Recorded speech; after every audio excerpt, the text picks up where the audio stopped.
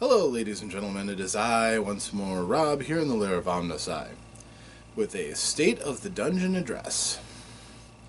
This one's coming to you a little bit late, but better late than never. This was for the game on November 14th, 2017.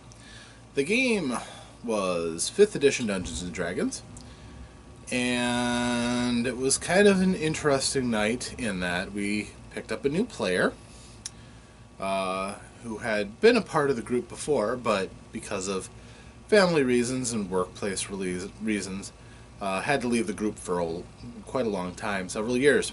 So he came back as his situation has changed, and created a new character. His name is Daketh, and he is a Wood Elf Ranger who had the fortune of some ridiculously good rolls for his statistics, and he was a potent force. Also that night, we were missing the players of Glim, the Dwarven Cleric, and Abor, the Dwarven Paladin. So the Dwarven contingent was missing. When play started, the players had just finished enjoying themselves at the homestead of the halfling that they had resurrected in their adventures after beating the stone giant. They brought the halfling all the way back home, and they were well rewarded. They got some nice little items. Everybody, for example, is toting around a +1 dagger now that they can defend themselves with in a pinch. And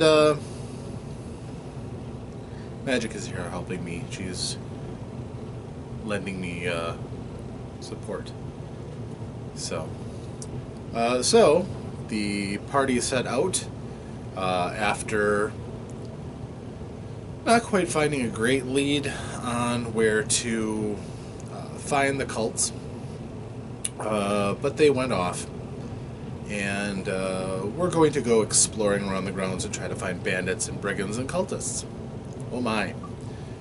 However, the day quickly, the weather changed, and it started to threaten a horrible rainstorm. So they looked for cover. As they did this, out of the blue, a demon swooped down out of the sky, grabbed Glim and Abor, picked them up, and flew away with them.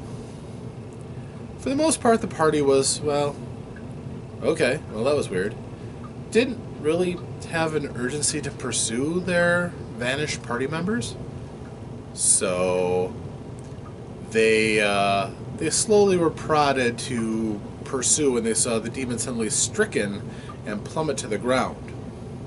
Knowing that dwarves don't fly, they went to go and find out what happened to their comrades, and found Daketh, the Wood Elf Ranger, standing on top of the demon, which he had felled with his arrows. I thought that was a good way to bring a new player into the group. So they were suitably impressed. The dwarves were knocked out for the night since the players weren't there. He was basically tossed into the group as in the interesting conventions of the game. The players were kind of in need of some help to find good shelter. And of course, the Daketh was charged in his background to find out what's going wrong with nature, so he thought the party having some leads might be able to help him out. So it worked out well, which led them to a cave, which was ideal shelter. When the rain started falling, it was hot, and it smelled horribly of meat. Just another part of the zany, strange weather that they were getting drilled with because of the curse of the elemental cults. So they went to ground, found out that the cave was occupied by some sort of large cat, and that the cave system did protrude beyond the entrance. Daketh put down some traps around the rear of the cave in case the critter came out, and they prepared to bed down, waiting out the rainstorm. And sure enough, it was a good idea. it was occupied, the big cat was actually a displacer beast, which magic here is kind of a small version of a displacer beast. Give her 2 more legs and tentacles coming out of her shoulders, and she'd be a little displacer beast, wouldn't you? Yeah. So, at any rate, the traps were a good idea because the traps didn't care about displacement. The critter walked over them trying to ambush the party and, maybe kill them for food or just for the fun of it. Quickly, it found out that its leg was trapped. It failed its saving throw against the trap and took some damage and was held in place. The group turned around and really butchered it.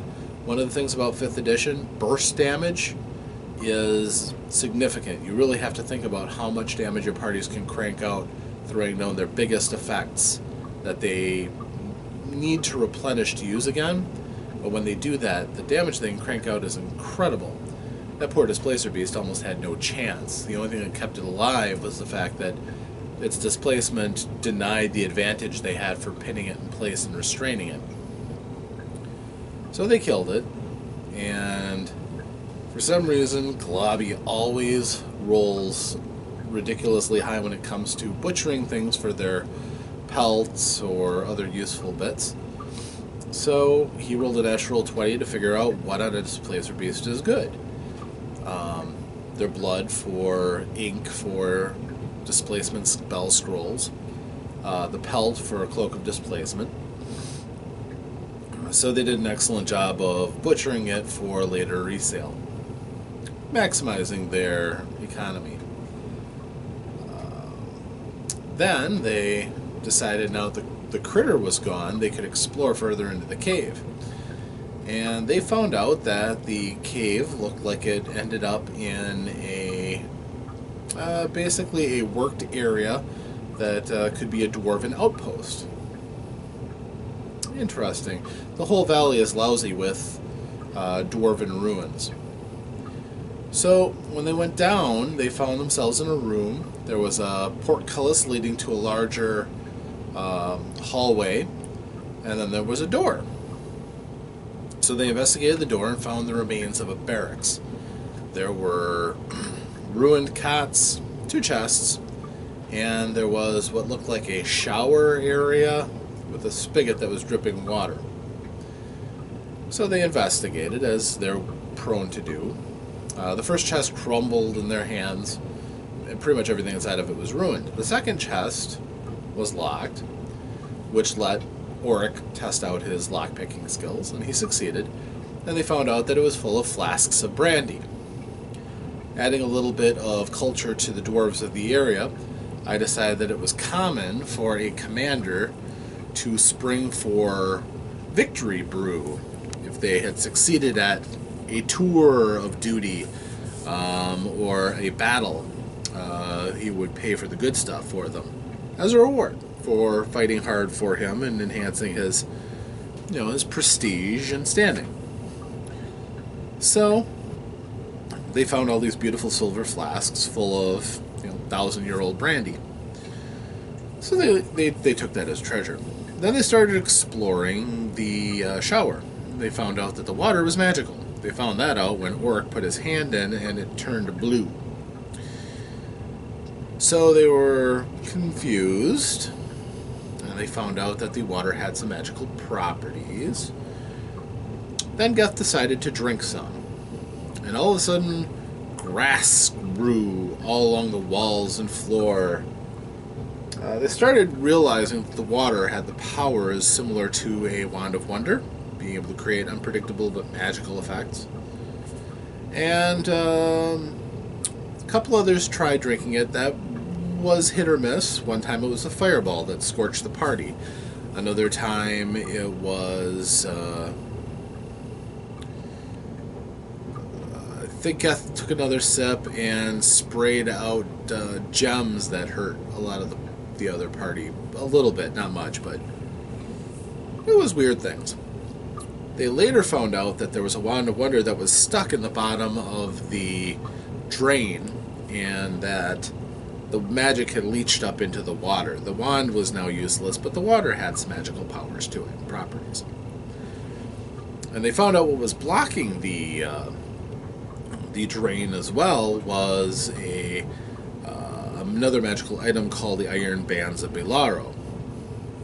Something that I've used in previous games. I like it as a minor magical item. It's basically kind of like a bolo, or bolo weapon. But instead of having, a series of ropes and weights and you swirl it around and throw it to ensnare somebody, instead this is just a ball which is made up of metal bands. You throw it, and if it hits the person, it wraps around them and turns them into a metal-clad mummy. So it's a nice little magical item, and the party will use it. So I don't mind giving them something like that, which Tyrion ended up taking along with him. And then they drain the water out of the pool, so there's no more magical water. But, well, anyhow. So, they also found out that there is a resident ghost. A dwarf who crazedly attacked the group. The party doesn't have very good defenses against ghosts, but especially not with their cleric on. But they fought it off. The ghost itself was discorporated when they continued to attack it. Globby helped with his magic. Everyone else did the best they could, and it was driven away. For a while. They had a pretty good idea that it would be back. So, they left the room after resting there, and then they went around to the portcullis to try to figure out how to open it. There was blackness beyond. Blackness that even their dark vision couldn't see through. So, Daketh, using his incredible strength, seriously, the dude is playing an elf with a 20 strength. It's just corded muscle for an elf. Grabbed the bars, ripped them apart. The welds were old and rusted. The bars were not up to standard. And he rolled like a 23 check. I mean, he rolled well. So the bars were ripped. They slipped through. And it basically was one long ramp that went around in a spiral. Big, generous spiral. And the walls were still worked stone, and they could tell it was descending. So they're going along, and all of a sudden part of the group starts getting sleepy. They fall asleep. That would be Geth and Glob. Glob, of course, GM NPC, Goblin Wizard. And I believe it was Geth, the sorcerer. Boom, down. So the rest of the party is like, what's going on? And all of a sudden a group of Myconids, mushroom men, who look like they are fungi, who are, they have hands, they're anthropomorphic. Eyes, mouth, hands, big stumpy legs. Came up and held them at spear point, and they're like trying to ascertain if they're a threat. Well, the group took that as hostile and turned around and started attacking them. The Belaro bands were immediately used on one of the larger of the Myconids, and I have several variety of Myconids. Just as there are a wide variety of mushrooms, I have warrior Myconids, I have savage Myconids, a four-legged mutate, centaur-like Myconid. I've really kind of expanded on them. So I took the opportunity to use my own creatures in a game, just creating the stats in advance and adapting them. And the party had a good fight. It was fairly one-sided. The Myconids aren't tremendous warriors. The ones that came up to investigate them were only single hit die creatures. So they slaughtered through them, even with the party diminished in capacity. Took some damage in the process. Realized they were going to have to pull back because they were kind of beat up. If the Myconids decided to press the issue and brought reinforcements, they would have been in trouble.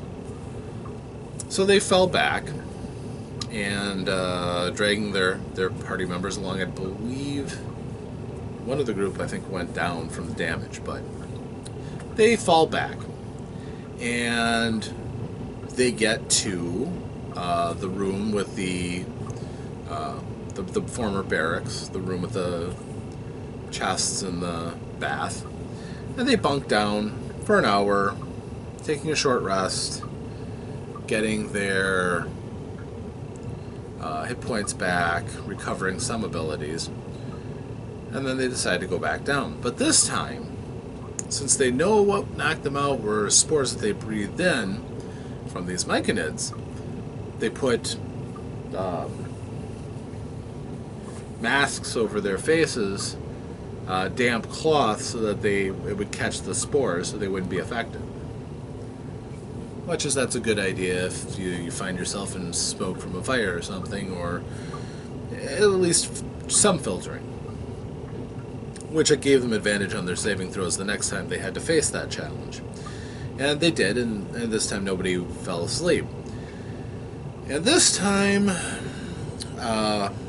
strangely enough, the player of Daketh is not known for his diplomacy skills. Matter of fact, he's sometimes a bit flippant, and there's been some unfortunate things. He actually stepped forward as I told him his people had they had made alliances with the Myconids. They know of their culture. They are lawful creatures that are honorable, not generally hostile. So he stepped forward and he said, "My people know of your people. We don't mean any harm. We thought you were attacking us when you presented your spears and some of our members fell asleep from your effects." And the Myconids were, in response, they had a type of Myconid who could use telepathy to talk to others. And talked to them and said, "Well, your words have weight, and you're not attacking us. We know that you're proficient warriors. If you would be so kind to continue along with us a pace, you could talk to our master and see. She'll judge you." And they're like, "Well, we know that the culture is not an aggressive, hostile one, so this probably isn't bad for us, so we'll go along with it." So they did. They followed the Myconids down the spiral, and they found a large outpost of the dwarves that had now been taken over completely by Myconids. There was a large colony there. Hundreds of Myconids in various states of development, large compost piles for food and nurturing of their young, and large water cisterns that they had developed so that they didn't have to worry about running out of water. But they could tell that something wasn't quite right. Many of the Myconids that they passed looked sickly, ill, parts of them browned and withering. So they go to what is recognizable as the Dwarven Keep, the stronghold that they had made to use for the defense of the ancient kingdom. And when they went inside, they found out that the inside had been gutted. Much of the floors and inner structures were gone. Mostly clinging to one large chamber, which, as they continued apace, found out was dominated by a dragon. But not just any dragon. This dragon was pale, kind of white, a little bit of silvery gleam, but protruding all over were mushroom growths, different fungal growths on this dragon. And she talked to them. She's like, I have made it my duty to protect these Myconids, who are gentle creatures. I protected them once, decided to live with them. They have served me well. They are advancing tremendously, and I am very protective of them. You fought them. It was a misunderstanding, but I can see that you have good intent. Tell me, will you help us against the evil that's creeping through the soil?" And, of course, the party is like, "Well, yeah, that's what we're doing. We're fighting these evil cultists. We're trying to save nature gone mad here in this valley." And the dragon, of course, is a bit wiser, even though she's tethered to these Myconids now. And she says, "Well, I can still use my magics and my abilities to see out beyond this cave. And I can tell that this is evil magic that's coming in to do this. And I can tell you the nature of this magic if you'd like to hear it, but I'll only tell it to you if you agree to help us." And they're like, "Well, okay. Sounds like by helping you, we'll do what we wanted to do anyhow. So if you can tell us more, yeah, we'll hear it." And she's like, "Well, okay. Our people are being blighted. there's a nearby temple of elemental evil dedicated towards Earth and the evil elemental prince Ogrimmok. We need you to destroy it. We need you to close it and make it not a threat anymore. And by doing that, you'll help to save the valley. Because if these cultists succeed, it'll be terrible for everybody. And the party was like, okay, where is it? And she's like, well, okay, it's if you travel in this direction, and I'll give you a map. But if you go to the north, there are these badlands that dominate the center of the valley. In one nook, it appears that there's a monastery built on the ruins of an old keep. The keep was used in ancient days to watch over the previous incarnation of this temple. Now there's a couple of these ruined keeps that are around in these badland areas that are all standing on top of a temple of elemental evil, dedicated to one of the four elements. The one closest to us is Earth, which is what's poisoning the Myconids. So if you can go in, stop the cultists at this monastery. Below the monastery, there's the temple. If you go in, and you can defeat the evil prophet of elemental Earth, then you will have done a great deal to have saved our people, and you will have stymied their efforts. The party's like, okay, this is cool. And she's like, I was down 2 players. I had a brand new player. I was feeling kind of generous. And it had just been Christmas after all. Or it was Christmas was coming up, I should say. So I'm like, okay, since you're working with us, and I can see in your heart that you are sincere, you will go and defeat this temple if you aren't killed first. You're an enemy of these cultists. I can offer you 2 things. Number 1, I can offer you a gift. I have a large hoard. Being a dragon, I do like my things, but I also want to protect my people, and I'm not afraid to give you something useful out of the hoard to strengthen yourselves and to tie you to our cause. The second thing is, much as I myself have become part of the Myconid collective here, if you wish to, we can bond with you, and you will find yourself given new abilities because of that connection that you would forge. It's a physical connection that would seep into yourself. It won't change you mentally. It won't do any lasting damage. You'll just, be a little bit more empathetic towards us, and, like I said, it'll help you. So, for the most part, the group took gifts. They weren't as interested in the other benefits. There were only 2 that did. And I can only remember Oryx at the time. Oryx chose to accept. And what happened to him is his skin turned a bit gray. It's a little spongy. A little bit like a texture of fungus. On the other hand, he has seed pods all throughout his skin that he can basically let go as spores, which creates a haze around him that gets him advantage in stealth checks if somebody doesn't have a reason to spot him. His outline can be difficult to see if he's employing stealth. A nice little advantage I'm sure he'll use throughout his career. For the life of me, I'm having a hard time remembering what... I believe Geth was the other one who took the offer. But I can't remember what he got.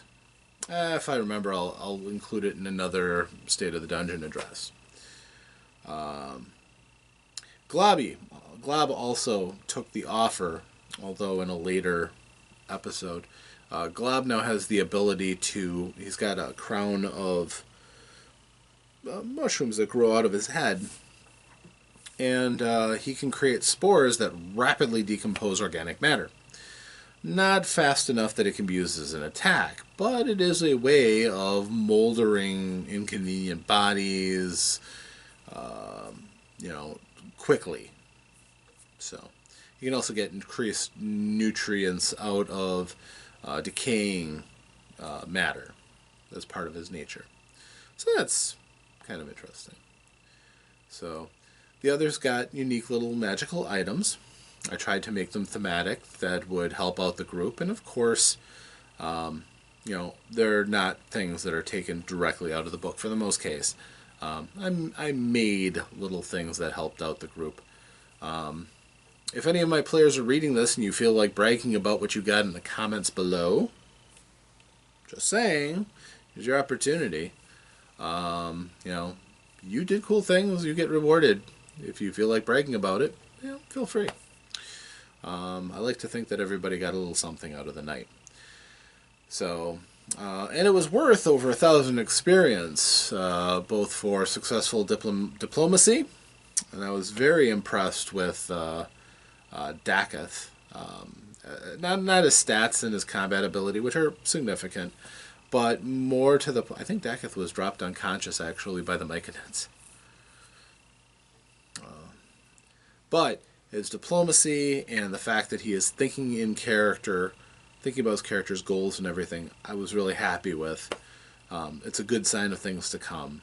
And the rest of the group, did a very good job, as they always do. Yeah, it was a good night. That was how the dungeon went. Aside from a bit of banter that is hard to replicate in things like this, it was a good night all in all. So I hope you enjoyed this. If you did, please like, subscribe below if you haven't done that already. I will continue on with the State of the Dungeon address, and hope next time you find me here in the Lair of OmnusI. Until then, safe adventures. Farewell.